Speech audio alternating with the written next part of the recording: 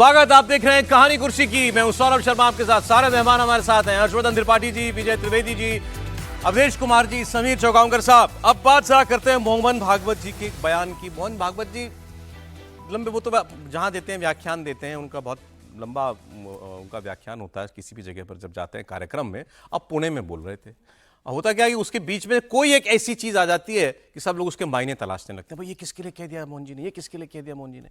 वैसे जो बताया जाता है कि संघ में तो संघ सरसंघ चालक से भी कोई बिल्कुल आम शाखा में जाने वाला भी युवक जो है वो खड़ा होकर कुछ भी सवाल पूछ सकता है। अब लेकिन वो जो बातें कह रहे हैं, जरूरी नहीं कि उसके पीछे कोई आशय हो या किसी के लिए कह रहे हो, लेकिन ढूंढा जाने लगता है कि भाई किसके लिए बोल गए मोहन जी। अब जैसे एक बार उन्होंने कहा था कि हम सबकी वृत्ति क्या है कि हम चाहते हैं हम सुपरमैन बन जाएं, फिर हम सुपरमैन बन जाते हैं, पता नहीं सुपरमैन नहीं, अब हमको देवता बनना चाहिए तो हम देवता बनने लगते हैं, फिर हम देवता से भी संतुष्ट नहीं होते तो हम भगवान बनना चाहते हैं। बात उन्होंने पहले भी की, तो लोगों ने कहा ये मोदी जी के लिए कह रहे हैं। अब उन्होंने दोबारा कहा, अच्छा इस सब का कौन खंडन करेगा, कोई मोहन भागवत इसका खंडन तो करेंगे नहीं कि मैंने किसी के लिए नहीं कहा था, लेकिन बात उड़ जाती है।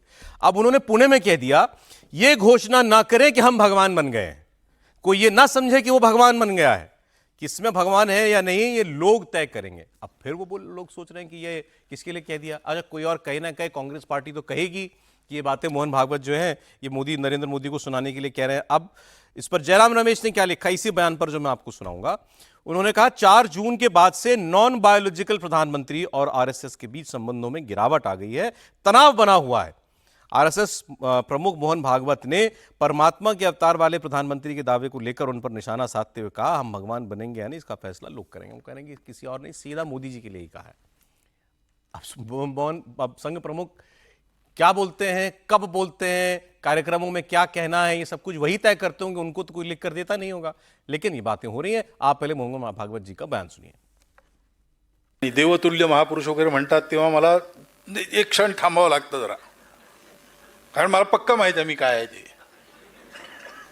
असं काही झालं की ते कानाच्या इथूनच परत जावं, मनात येऊ नये, याच्यासाठी परिश्रम करावे लागतात.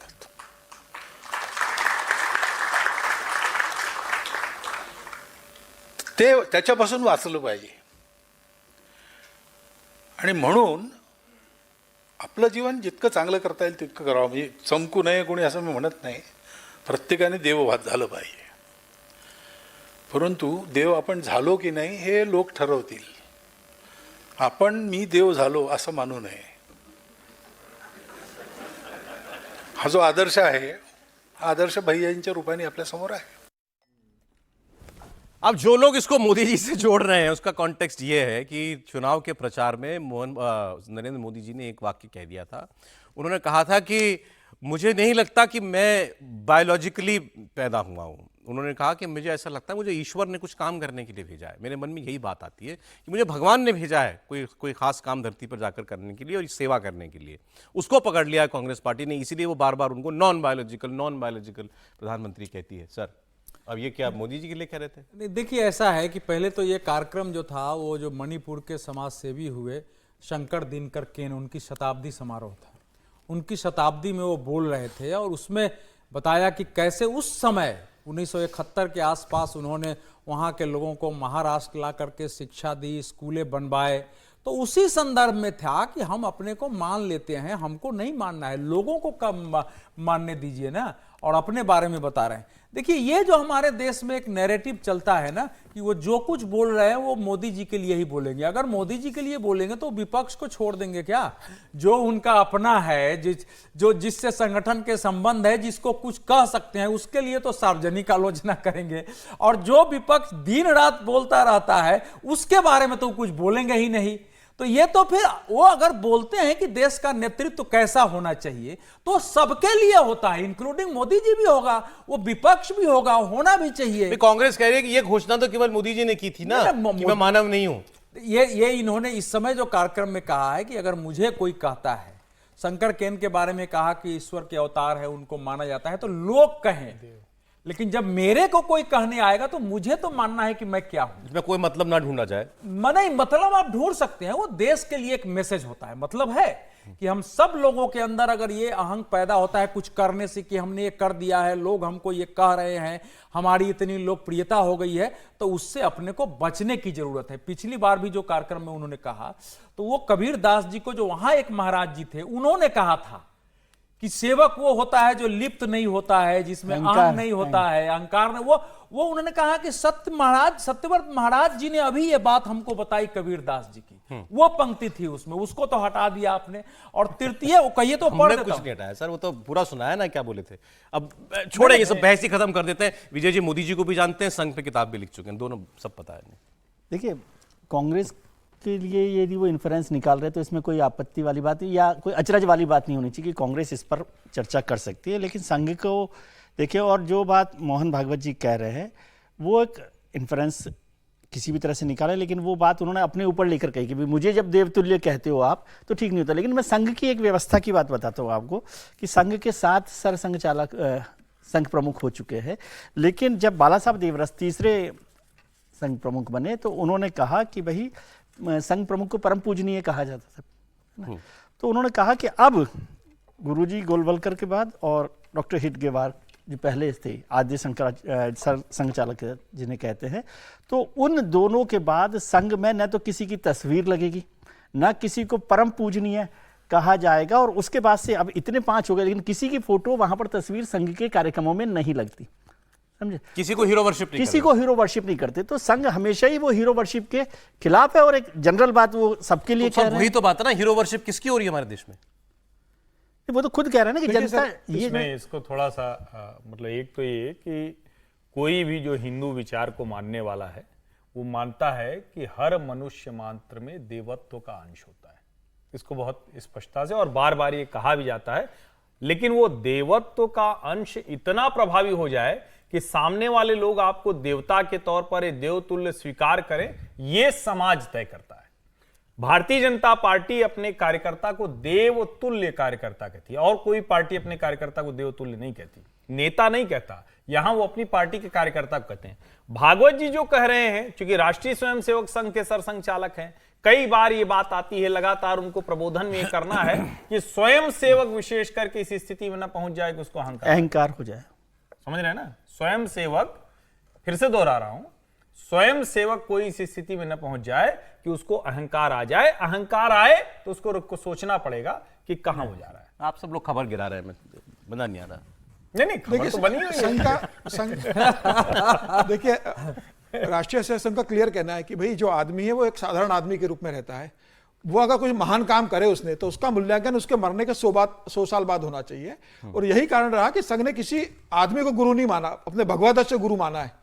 उसके पीछे कारण यही था कि किसी को अगर हम ईश्वर तुल्य मान ले, किसी को हम गुरु मान ले, और मालूम पड़ा मतलब माना है ना सर, मोदी जी माने ना माने, लेकिन उनके नेता तो मानते हैं ना मोदी जी को। ईश्वर का अवतार कितनी बार भारतीय जनता पार्टी नरेंद्र मोदी को भगवान माने, राष्ट्रीय संघ थोड़ी नरेंद्र मोदी को भगवान मानेंगे। मोहन भागवत का जो बयान है, मोहन भागवत जी ने बयान अपने हिसाब से दिया है, समाज को दिशा देने के लिए दिया है। कोई व्यक्ति चाटुकारिता में, चापलूसी में कह दे कि नरेंद्र मोदी भगवान हो गए, कोई चापलूसी में कह दे कि सोनिया गांधी देवी हो गई, कोई राहुल गांधी को भगवान, वो उन चापलूसों का है। मोहन भागवत जी ने एक बहुत बढ़िया बात बोली, जो शायद इसी कार्यक्रम में बोली। उन्होंने कहा भाई कोई काम करता है, अगर समाज के लिए करता है, कोई नेता काम करता है या कोई समाज सुधारक काम करता है, तो उसे उसका क्रेडिट लेने के लिए बहुत लालायित नहीं होना चाहिए। वो अच्छा काम करे और समाज के ऊपर छोड़ दे, नेकी कर कुएं में डाल। आपने अच्छा काम किया है तो समाज में आपका नाम होगा, सम्मान होगा और आपका जिक्र होगा, उस काम से आपकी ख्याति मिलेगी। कोई काम करके आप एक लाइटर नोट पर बात बताऊं, हर्षवर्धन जी ने अभी कहा कि कार्यकर्ताओं को भारतीय जनता पार्टी में देवतुल्य कहा जाता है, बिल्कुल ठीक बात है। लेकिन अभी जब लोकसभा चुनाव खत्म हुए, उसके बाद एक बैठक में एक नेताजी ने कार्यकर्ताओं को देवतुल्य कहा था, तो उनका प्रभु माफ कर दीजिए, हमें कार्यकर्ताओं को तो आपने याद ही नहीं किया। देवता को बुला दिया। अच्छा, अब आगे बढ़ रहा हूं, मैं कश्मीर की बात करता हूं आपके सामने। कश्मीर में अमित शाह जी अब दौरे पर हैं कल से, और वहां कांग्रेस पार्टी और नेशनल कॉन्फ्रेंस का अलायंस हो गया, और महबूबा मुफ्ती है वहां तीसरी जो प्लेयर है। अब वो सबके मैनिफेस्टो में है कि हम 370 बहाल करेंगे, हम पूर्ण राज्य का दर्जा कश्मीर का वापस लौटाएंगे। अमित शाह जी कहना है आपके पास कौन सी पावर है कि आप स्टेटहुड दे दोगे कश्मीर को? कौन कर सकता है काम? केवल पार्लियामेंट कर सकती है और कोई नहीं कर सकता। आप लोगों से झूठ बोल रहे हो कि हम जीत गए तो कश्मीर पूर्ण राज्य बन जाएगा? ये सवाल कोई राहुल गांधी से जाकर के पूछे। अच्छा, राहुल गांधी अपने दौरों में, अपने भाषणों में क्या कह रहे हैं?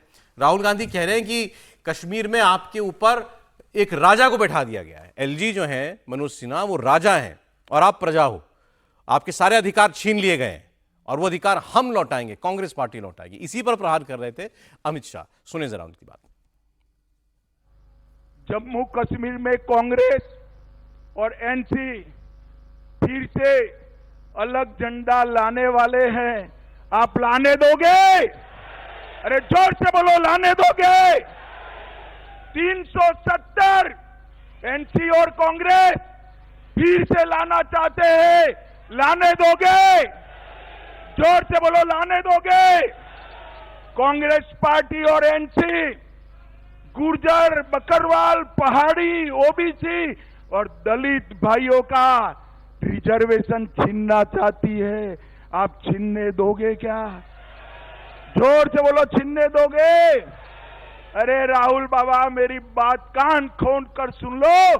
बाबा मनहास के मंदिर के सामने मैं बोलकर जाता हूं, जितना दम लगा दो, गुर्जर, बकरवाल, पहाड़ी और दलितों का रिजर्वेशन को हम हाथ नहीं लगाने देंगे। और भाइयों बहनों, अंत में ये राहुल बाबा नेशनल कॉन्फ्रेंस कहते हैं कि हम जम्मू कश्मीर को स्टेट का स्टेटस वापस देंगे। अब मैं यहां अब्दुल्ला साहब और राहुल बाबा को पूछना चाहता हूं कि भैया आप कैसे वापस दोगे? बताओ तो, कौन वापस दे सकता है? बड़ा जोर से बोलो, कौन दे सकता है? कौन दे सकता है? ये क्या आप जम्मू कश्मीर की जनता को मूर्ख बना रहे हो भाई? सब में अकल है, वो भारत सरकार ही दे सकती है, मोदी जी ही दे सकते हैं। देखिए, बात तो ठीक है, बिल्कुल टेक्निकली बिल्कुल सही बात है कि और कोई कर ही नहीं सकता है बात। आप बन जाओ मुख्यमंत्री, उमर अब्दुल्ला मुख्यमंत्री बन जाएंगे, कश्मीर कैसे बन जाएगा पूर्ण राज्य? ये काम तो केवल भारत सरकार कर सकती है। देखिए, तो कश्मीर का अवाम भी जानती है कि अब जो आर्टिकल 370 खत्म हो गया और जिस तरीके से सुप्रीम कोर्ट की उस पर फाइनल मुहर लग गई है, तो ये संभव ही नहीं है, अभी असंभव किला है। और राहुल गांधी की इतनी हिम्मत नहीं है, राहुल गांधी बोल दे। अभी तो नेशनल कॉन्फ्रेंस ने बोला है, पीडीपी ने बोला है, राहुल गांधी बोल दे कि हाँ, फारूक अब्दुल्ला और उमर अब्दुल्ला का हम समर्थन करते हैं, हम सत्ता में आएंगे तो आर्टिकल 370 को वापस बहाल करेंगे। राहुल गांधी इस बात को जानते हैं कि आर्टिकल 370 नहीं आने वाली है, लेकिन जिस तरीके से राहुल गांधी ने लोकसभा चुनाव के पहले वो खटाखट का जिक्र किया था, अब राहुल गांधी इसी बात का समर्थन कर रहे हैं नेशनल कॉन्फ्रेंस का, और जनता को बताना चाहते हैं कि अगर आप हमें सत्ता में लेकर आओगे तो हम ये कोशिश करेंगे कि यहाँ विधानसभा में हम बहुमत से विधेयक पास करेंगे, वो केंद्र को भेजेंगे। लेकिन उन्हें पता है कि वो विधेयक पास नहीं कर पाएंगे और वो तो मुंगेरीलाल के हसीन सपने देख रहे हैं कि हम आएंगे 370 हटा देंगे। अमित शाह उन्हें 370 में जवाब मांग रहे हैं, राहुल गांधी उस बात का जवाब नहीं दे रहे। मुझे लग रहा है ये चुनाव 370 हटाओ और 370 वापस लाने के बीच होने वाला है। जो देश की जनता राष्ट्रभक्त होगी, जिन्हें लगा होगा कि 370 हटा के अच्छा काम किया है, दलितों को रिजर्वेशन मिल रहा है, बकरवाला को रिजर्वेशन मिल रहा है, पहाड़ी लोगों को उनके अधिकार मिल रहे हैं और आज वह देश का एक हिस्सा बन चुका है, मुझे लग रहा है वो भारतीय जनता पार्टी के समर्थन देंगे। और जिन्हें लगता है कि आज भी जम्मू कश्मीर को अलग प्रॉब्लम ये है सर कि बीजेपी आधी सीटों की खिलाड़ी है ही नहीं। वहां पर जम्मू में ही वो कुछ कर सकती है जो कर सकती है, कश्मीर में तो कोई नाम लेवा नहीं बीजेपी का। लेकिन कश्मीर काम बहुत किया सर, अब जो किया हो बिल्कुल, लेकिन आपका उम्मीदवार कितने वोट पाएगा, आपकी जमानत बचेगी नहीं बचेगी, सवाल वहां ये होता है बीजेपी के लिए। कश्मीर वैली की मैं बात कर रहा हूं, हमने कल भी इस पर बात की थी काफी। दूसरा, आप ये सोचिए कि वहां जो बाकी तीनों प्लेयर हैं, महबूबा मुफ्ती, उमर अब्दुल्ला और नेशनल कॉन्फ्रेंस, दो का तो अलायंस हो गया। महबूबा मुफ्ती की बेटी प्रचार में इल्तिजा मुफ्ती, वो ये कह रही हैं हमें अगर वोट नहीं देना है तो मत देना, लेकिन हमें नहीं देना है तो नेशनल कॉन्फ्रेंस को दे देना, बीजेपी को बाहर रखो। तो फिर अब क्या सूरत बचती है बीजेपी की इस चुनाव में? चुनाव के बाद सरकार बनाने की कोई परिस्थिति बनेगी? नहीं, मुझे लगता है चुनाव के वक्त नेता लोग जो बोलते हैं वो उस वक्त की चीजों के लिहाज से बोलते हैं, लेकिन उमर अब्दुल्ला ने जो एक और बात कही है उसको थोड़ा देश को सुनना चाहिए। चुनाव परिणाम क्या होंगे, कश्मीर घाटी में भारतीय जनता पार्टी कितनी सीटें मिलेंगी, कांग्रेस, वो सब एक अलग बात है। उन्होंने उदाहरण देते हुए कहा है, उमर अब्दुल्ला ने कहा भारतीय जनता पार्टी 2 सीट पर सिमट गई थी, लेकिन फिर भी उसने 370 हटाने का सपना नहीं छोड़ा। आज हम कोई काम नहीं कर लेंगे, बरसों लगेंगे, ये लड़ाई लंबी चलने वाली है, लेकिन हम आज विधानसभा से कर लेंगे। हमें यह पता है कि नहीं कर सकते, हमें केंद्र सरकार चाहिए, लंबी लड़ाई होगी, उस लंबी लड़ाई की तैयारी हम कर रहे हैं। ठीक है। और मुझे लगता है देश के हर व्यक्ति को सुननी चाहिए कि उस लंबी लड़ाई में उमर अब्दुल्ला के साथ पूरी मजबूती के साथ राहुल गांधी खड़े हुए। अच्छा, 370 की बहाली की, उनका एक और बयान चर्चा में है। उन्होंने एक बातचीत में अफजल गुरु, जो कि यहाँ संसद पर जो हमला हुआ था उसका आरोपी था, उसको फांसी की सजा हुई और फांसी दे भी दी गई, उसके बारे में, और बड़ा टची सब्जेक्ट है ये कश्मीर के लोगों के लिए, उस पर उमर अब्दुल्ला ने क्या बोला है जिस पर विवाद हो रहा है, सुनाते हैं आपको। My unfortunate thing was that the J&K government had nothing to do with Afzal Guru's execution. Otherwise, you would have had to do it with the permission of the state government, which I can tell you in no uncertain terms would not have been forthcoming. Why? It wouldn't have. We wouldn't have done it. I don't believe that any purpose was served by executing him. I don't. Do you believe in capital punishment? No. No. No. Omar Abdullah कह रहे हैं कि अगर हमसे पूछा जाता, हम सरकार में थे राज्य में, हम इजाजत ही नहीं देते अफजल गुरु को फांसी देने की, ये होता ही नहीं। और बाकी जो पूरा देश है वो अफजल गुरु को एक गुनहगार के तौर पर देखता है जिसने देश की संसद पर हमला कराया था। देखिए, जो कुछ इस समय उमर अब्दुल्ला कर रहे हैं वो एक लंबी रणनीति का है, और ये भी बता रहा है कि उमर अब्दुल्ला, फारूक अब्दुल्ला, पीडीपी की महबूबा मुफ्ती, अन्य को लग गया है कि जम्मू कश्मीर में हमारी पॉलिटिक्स लंबे समय तक अब तभी टिकेगी जब हम पुरानी स्थिति पुरानी स्थिति में इसको वापस ले जाए। पुरानी स्थिति का मतलब कि यहाँ हुर्रियत रहे, अलगाववादी, यहाँ अगर इनकाउंटर होता है तो उन पर पत्थरबाजी हो, यहाँ अफजल गुरु जैसे लोग हों, यहाँ जो है शंकराचार्य पर्वत तख्ते सुलेमान कहे जाए, यहाँ पाकिस्तान भी एक पार्टी हो, ये सारी एक जिसको कहते हैं ना इंटीग्रल पैकेज का हिस्सा है। अब अफजल गुरु पर आइए। अफजल गुरु को जब फांसी हुई थी तो जम्मू कश्मीर विधानसभा ने इसके विरुद्ध प्रस्ताव पारित किया। सारे नेता इनके साथ सड़क पर उतरे थे और हम उमर अब्दुल्ला की आलोचना करते हैं। देखिए, 4 अगस्त 2005 को सुप्रीम कोर्ट ने अफजल गुरु की फांसी की सजा को बरकरार रखा था। 26 सितंबर 2004 को हाई कोर्ट ने याचिका खारिज कर दी। उसके 3 अक्टूबर 2006 को जो है राष्ट्रपति के पास आया, उन्होंने किया नहीं। 12 जनवरी 2007 को सुप्रीम कोर्ट ने दया याचिका को खारिज किया, ध्यान दीजिए। और उसको हर लीगल एवेन्यू का इस्तेमाल हो चुका ना, मैं ये कह रहा हूं, उसको फांसी चढ़ाई गई है 9 फरवरी 2013 को। ये 6 वर्ष कैसे बीता था? इसी देश में, इसी जंतर मंतर पर कम्युनिस्ट पार्टियां, समाजवादी पार्टी, यहां तक कि कांग्रेस के नेता जो सरकार में थी वो धरने देते थे कि अफजल गुरु का फांसी खत्म किया जाए, फांसी नहीं दिया जाए। ये जो हमने अभी जेएनयू में देखा है वो हम लोगों के लिए नया नहीं था, हमने वो स्थिति देखी है। अफजल गुरु ने स्वयं कहा था कि 1990 में मैं कैसे मुजफ्फराबाद गया हूं, मैं JKLF में शामिल हुआ, मैंने आतंकवाद की ट्रेनिंग की, बाद में मैं बदल गया था। तो ये पूरा एक पैकेज उठा रहे हैं वो जानबूझ करके पुरानी स्थिति को लाने के लिए। तो लड़ाई तो इस समय है, लेकिन देश को चौकन्ना रहना है इससे कि क्या देश वो स्थिति फिर चाहता है। ये बात जो भी आपने कहा, ये आप ये सोचिए कश्मीर के इलेक्शन में मुद्दे कैसे अफजल गुरु की बात। सिर्फ एक लाइन सर, कश्मीरी मुसलमानों को भी सोचना है कि अगर पुरानी स्थिति बहाल होगी तो उनके घर का बच्चा मरेगा, उनके घर का बच्चा आतंकवादी बनेगा, उनके घर का बच्चा पत्थरबाजी करेगा तो पैलेट गन चलेगी, उनके घर के बच्चे का जीवन तबाह होने वाला है। कश्मीर के लोगों को ध्यान। अरे मैं कल कश्मीर के लोगों से बात कर रहा था सर, उन्होंने उनका ये कहना था कि कई वर्षों के बाद ऐसा हुआ है कि हमारा बच्चे का स्कूल पूरा हो पा रहा है। बिल्कुल, स्कूल पूरा नहीं होता था, ऐसे ही बच्चे को अगली क्लास में भेज दिया जाता था। क्यों? सिलेबस ही पूरा नहीं हुआ, स्कूल बंद रहता है आधे साल। 2 बातें समझिए। एक तो कि कश्मीर में भी कोई आदमी नहीं समझ रहा ऐसा कि वहाँ पर 370 की बहाली हो रही है। वो एक इलेक्शन का जो मोमेंटो है और भाषण है, उसी तरह से लोग देख रहे हैं। मैं कश्मीर को देखता रहा हूँ और कश्मीर के लोग जानते हैं, क्योंकि मैं कश्मीर यूनिवर्सिटी में, कश्मीर के कॉलेजेस में, कश्मीर के स्कूल्स में गया हूँ जहाँ पर कुछ नहीं चल रहा था। उनका भविष्य एक तरह से अधर में था। और आज हम बिहार की बात करते हैं, आपको याद नहीं होगा कि बिहार, जम्मू कश्मीर का जो यूथ है ना, वो सबसे ज़्यादा माइग्रेट हो रहा है और हिंदुस्तान के दूसरे इलाकों में पढ़ाई के लिए, नौकरी के लिए और जब जा रहा है। मैं जब 5 अगस्त 2019 को ये हुआ, उसके बाद मैं 8 अगस्त को फ्लाइट में जा रहा था, तो उसमें 90% कश्मीरी थे जो बेंगलोर में, हैदराबाद में, वहां पर सब जगह जॉब कर रहे हैं। तो वो समझ रहे हैं कि वहां पर नहीं हो रहा था और उसमें बदलाव हुआ। फिर अफजल गुरु आ गया, अफजल गुरु पर, और आपको मैं एक चीज कहूं, फिर आप कहेंगे, आपने कहा कि हिंदुस्तान के लोगों ने उसको दोषी माना था अफजल गुरु को। हिंदुस्तान के लोगों ने नहीं, मैं दूसरी बात कह रहा हूं कि हमने पूरे लीगल प्रोसेस के बाद सुप्रीम कोर्ट तक जितने मौके हो सकते थे, मर्सी पिटीशन तक, तो वो इसलिए वो महत्वपूर्ण। और दूसरी एक चीज जोड़ दूं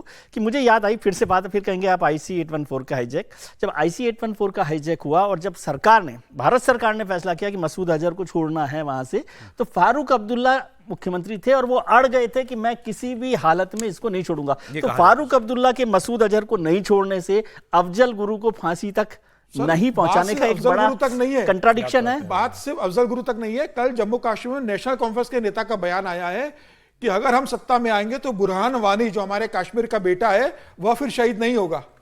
बुरहान वानी तो इतना बड़ा आतंकवादी था उस समय जब मारा गया था, उसके बारे में कह रहे हैं बुरहान वानी को लाया जा रहा है कि अगर हम सत्ता में आएंगे तो बुरहान वानी जैसे हमारे कश्मीर के बेटे केंद्र के हाथों मारे नहीं जाएंगे। तो किस दिशा के अंदर ये नेशनल कॉन्फ्रेंस और PDP इसको लेकर जा रहे हैं कि बुरहान वानी को याद किया जा रहा है, उसको शहीद बताया जा रहा है, सबको इलेक्शन स्पीच के तौर पर देखना चाहिए। एक बड़े मीडिया ये खतरनाक, ये इलेक्शन स्पीच नहीं है, ये इलेक्शन स्पीच होगा। आप देश को कहां ले जाना चाहते हैं?